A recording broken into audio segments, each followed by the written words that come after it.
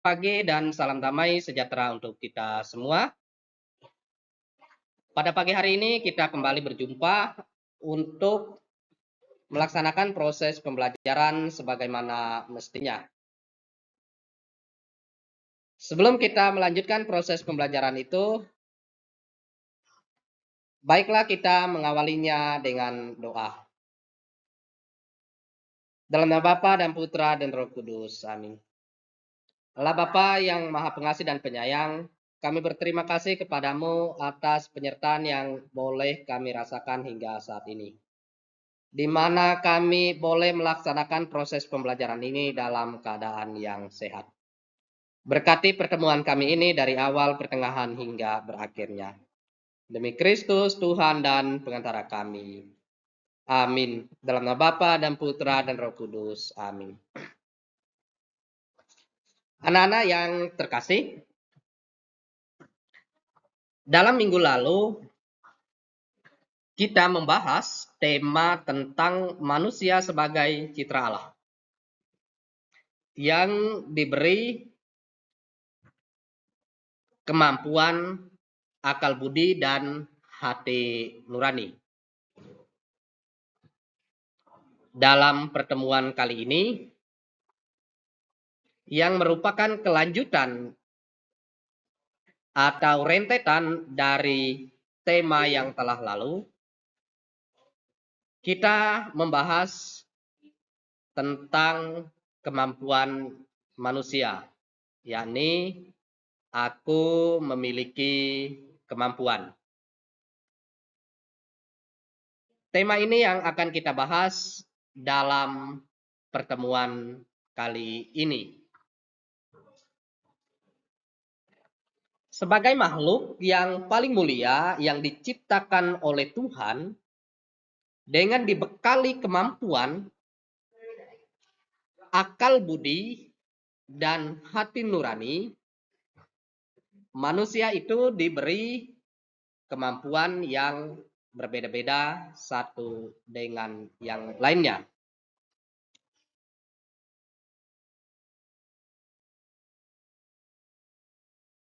Meskipun kemampuan itu berbeda satu dengan yang lainnya,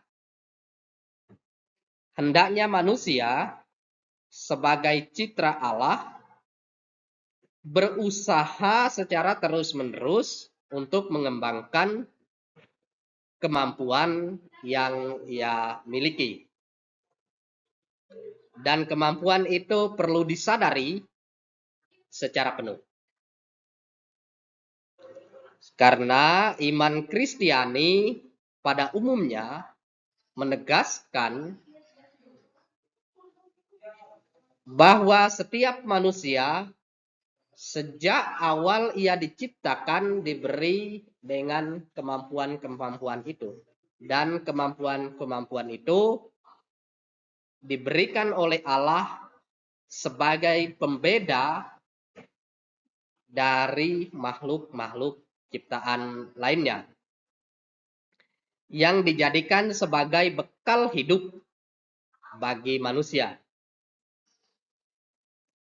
Bekal itu diberikan supaya manusia dapat hidup dan berkembang menuju kepada sebuah kesempurnaan, menuju kepada sebuah kebaikan, dan menuju kepada sebuah kejayaan.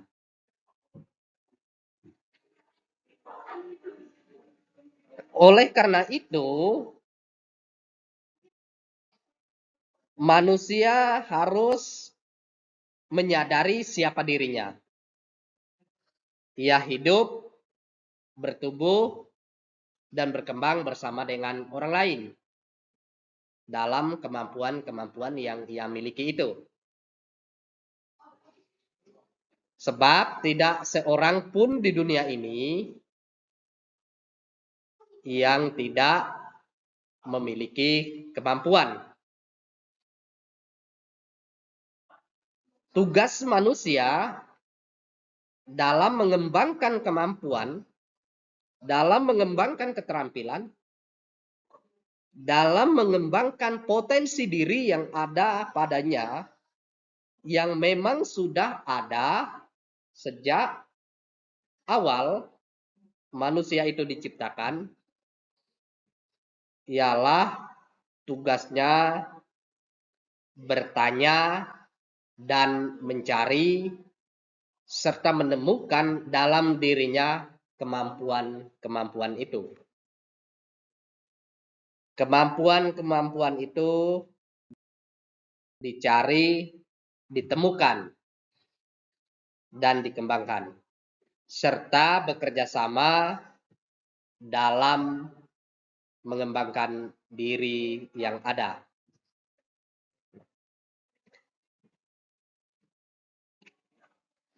Setiap orang diberi kemampuan yang berbeda. Ini yang paling perlu kita sadari juga. Setiap orang diberi kemampuan yang berbeda-beda satu dengan yang lain. Sebab dengan perbedaan tersebut,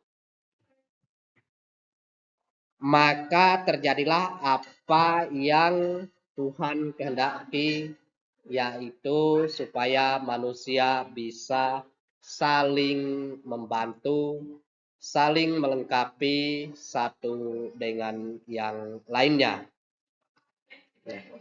Dengan perbedaan-perbedaan yang ada, justru menjadi pelengkap dalam mengembangkan pengetahuan dan keterampilan. Dalam kemampuan-kemampuan itu, ada yang sifatnya umum dan ada yang sifatnya khusus.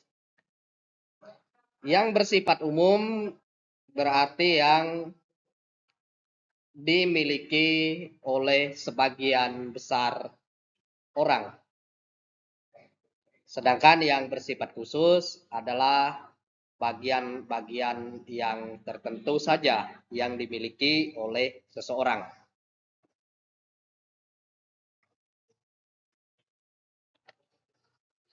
Semua orang dapat bicara misalnya, tetapi tidak semua orang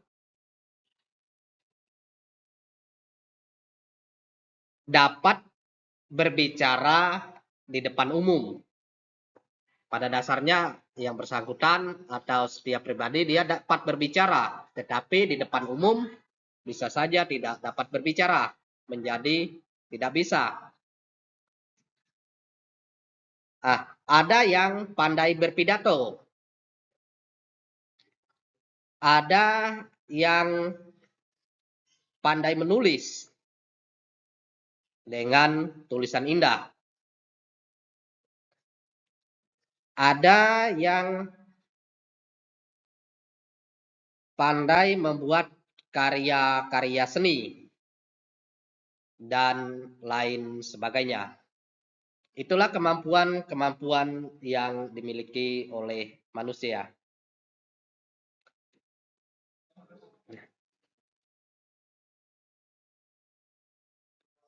Gagasan itu atau gagasan tentang kemampuan yang dimiliki oleh manusia sejak ia dijadikan atau sejak ia diciptakan, yang perlu dikembangkan dan perlu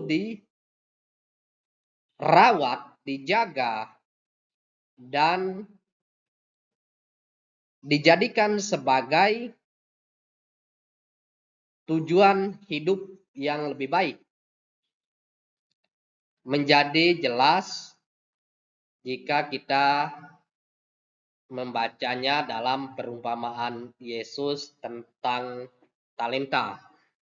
Injil Matius bab 25 ayat 14 sampai dengan 30. Anak-anak sekalian, silakan mengambil kitab sucinya dan membacanya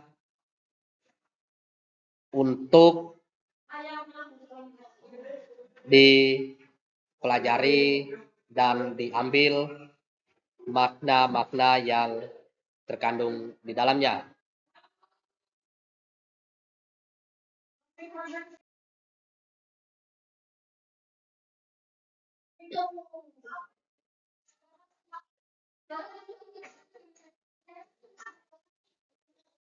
Perumpamaan tentang talenta memberi pesan yang cukup jelas. Nah, kemampuan yang ada pada diri manusia merupakan anugerah Allah, bukan berasal dari diri sendiri. Manusia bertanggung jawab terhadap apa yang diberikan oleh Tuhan. Sikap tanggung jawab ditunjukkan dengan berusaha keras, mengembangkan kemampuan-kemampuan yang dimilikinya. Misalnya, ia menjalankan tugas yang diberikan dengan penuh tanggung jawab, dengan baik dalam mengembangkan talenta-talenta yang dimilikinya. Misalnya dalam perumpamaan tentang talenta tersebut.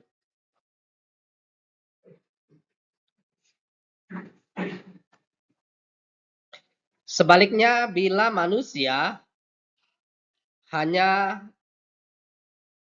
membenamkan kemampuan yang telah diberikan oleh Tuhan, berarti manusia menyia-nyiakan anugerah yang berasal daripada Tuhan.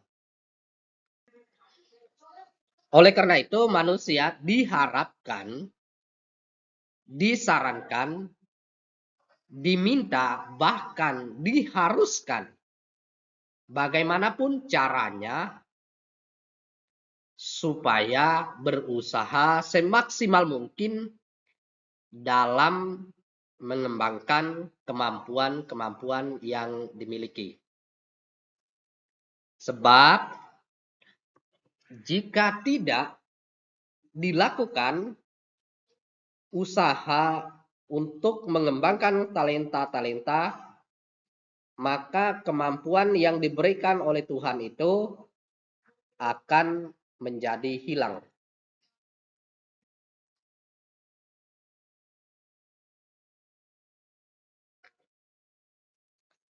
Jika kemampuan yang kita miliki menjadi hilang, maka alangkah ruginya manusia, alangkah ruginya pribadi yang diciptakan oleh Allah yang begitu istimewa, lengkap dengan akal budi dan kemampuan, tetapi tidak dikembangkan. Dalam perumpamaan tentang talenta yang terdapat dalam Injil Matius tersebut, digambarkan ada dua sikap yang ada pada diri manusia. Dua sikap itu digambarkan pada tiga pribadi. Ya, pada tiga pribadi. Pribadi pertama, ia mengembangkan talenta yang diberikan oleh tuannya. Pribadi yang kedua juga mengembangkan apa yang diberikan oleh tuannya. Dan pribadi yang ketiga justru menyembunyikan apa yang diberikan oleh tuannya dan tidak melakukan usaha apapun untuk mengembangkan talenta yang ia miliki. Nah, sehingga apa yang terjadi dalam perumpamaan tentang talenta tersebut? Kedua tuan atau kedua hamba yang mengembangkan talentanya, ia diberikan lagi lebih banyak daripada semula. Sehingga mereka dapat mengembangkan sehingga mereka dapat memajukan apa yang mereka miliki. Sementara pribadi yang ketiga tidak melakukan apapun yang menyebabkan kerugian bagi dirinya, dan semua yang ada pada dirinya diambil kembali, dirampas kembali, dan pada akhirnya ia tidak memiliki apa-apa. Nah, posisi kita berada di mana dalam hal itu? Nah, tentu kita berharap posisi kita berada pada posisi yang baik, berada pada posisi pribadi yang pertama, yaitu menerima, mengembangkan, dan menghasilkan buah-buah yang berlimpah. Lalu bagaimana cara kita untuk mengembangkan talenta-talenta yang ada pada diri kita atau kemampuan-kemampuan yang ada pada diri kita? Gampang dan sederhana, asal kita mau untuk melakukannya. Yang pertama, melatih diri secara terus-menerus. Melatih diri dengan tanpa takut salah atau takut gagal. Nah, seandainya gagal, ulangi lagi, lakukan lagi. Percayalah, pasti akan membuahkan hasil yang baik. Yang kedua, selain berusaha secara terus-menerus, berlatih secara terus-menerus, kita juga membutuhkan orang lain dalam mengembangkan talenta-talenta yang kita miliki. Kita tidak bisa sendiri. Kita perlu mitra. Kita perlu rekan. Kita perlu sahabat. Kita perlu teman. Dan kita perlu orang lain untuk mengembangkan kemampuan-kemampuan yang kita miliki itu. yakni kita bisa masuk dalam kelompok atau organisasi yang mempunyai minat yang sama sehingga dapat saling membantu dan saling mengembangkan. Nah, misalnya kita masuk kelompok sanggar seni. Di sana kita bisa mengembangkan potensi menari, musik-musik tradisional, tarian-tarian tradisional, lagu-lagu tradisional,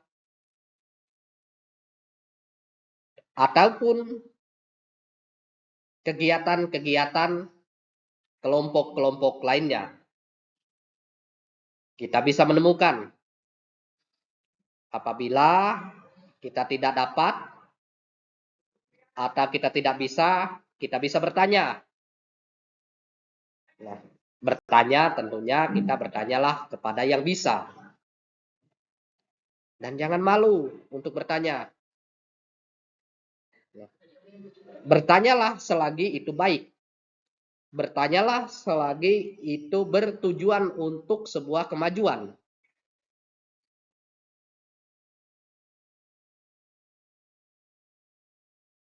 Demikian pembahasan tentang talenta pada pagi hari ini. Semoga dari apa yang telah kita bahas, dari apa yang telah kita pelajari, sungguh berguna bagi pertumbuhan dan perkembangan kita masing-masing dalam menjalani segala tugas dan tanggung jawab yang Tuhan berikan kepada kita. Mari kita bersama-sama mengejar cita-cita, meraih mimpi, mengembangkan talenta yang ada, sehingga kita sungguh dapat menjadi pribadi yang berguna, dapat menjadi pribadi yang bermanfaat, dan bisa menjadi kebanggaan bagi banyak pihak. Kebanggaan bagi orang tua, kebanggaan bagi teman-teman, dan kebanggaan bagi Tuhan. Pada bagian awal kita telah mengawali proses pembelajaran dengan doa. Baiklah, pada bagian akhir ini kita juga menutupnya dengan doa. Mari berdoa. Dalam nama Bapa dan Putra dan Roh Kudus. Amin. Ya Tuhan, terima kasih atas penyertaan-Mu selama proses pembelajaran berlangsung. Semoga semuanya itu tadi sungguh berguna bagi pertumbuhan dan perkembangan kami masing-masing, terutama dalam mengejar dan mengembangkan cita-cita kami. Kami boleh memajukan dan mengembangkan segala potensi, kemampuan yang ada di dalam diri kami, demi kemuliaan nama-Mu. Terpujilah Engkau ya Allah yang hidup dan berkuasa dalam diri Tuhan kami Yesus Kristus, kini dan sepanjang masa. Amin. Dalam nama Bapa dan Putra dan Roh Kudus. Amin.